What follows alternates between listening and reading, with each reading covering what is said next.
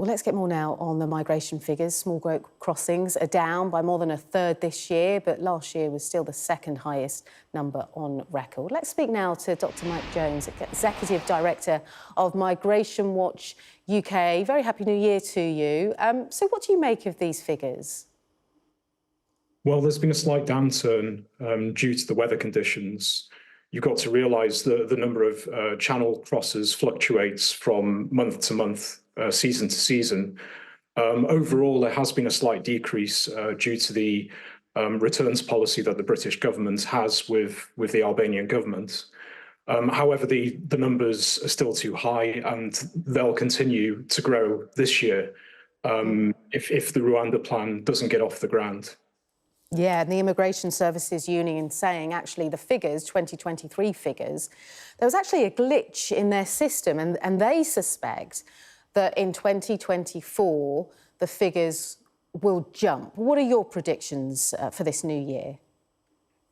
Well, it all depends on political events and what happens in the House of Commons and then the House of Lords with the Rwanda plan. I mean, ultimately, if you can't detain and deport these people quickly, making it economically irrational to cross the channel, then the numbers will continue between, 35 to 45,000. The government pumping £480 million into the border force with France to strengthen ties there. Is that the right move? Is it a win for the government, essentially?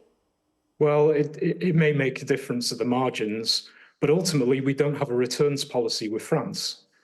The French are chaperoning these people in dinghies to the midpoint in the channel, and when they arrive at that point, we're obliged under international law, such as SOLAS and the UN law on the sea, to take these people back to British shores. Let's talk about visas now, because international student visas, there's changes in place today. We know that family visas have been under scrutiny. What's your take on this? Because there are many voices that say, hang on a second, the government here are making it really hard for people to come and work here and to just bring their families.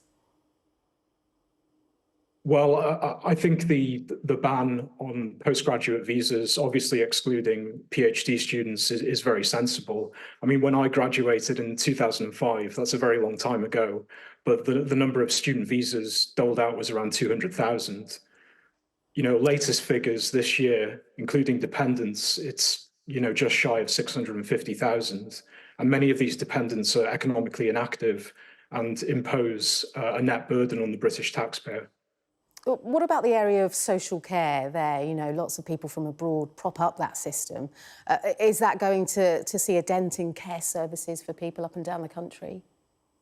Well, relying on foreign labour could jeopardise care services, as the Migration Advisory Committee pointed out, because many of these people are subject to modern slavery. The reason there are shortages in the care work sector is because wages aren't high enough. If wages reach the market clearing level, then you'll have sufficient domestic workers to do these jobs, which was the case for many, many decades. So actually the key to solving this potentially is sorting out the economy. Yeah, you need a restructuring of the political economy. We need higher wages, better conditions, but you also need a cap on work visas and student visas because, companies, public bodies need to readjust their business models to cater to, British-born workers. OK, both parties, Labour, the Conservatives, they say that migration as a whole is too high. From your point of view, this is likely to intensify as we head into a general election, isn't it? One of those big issues.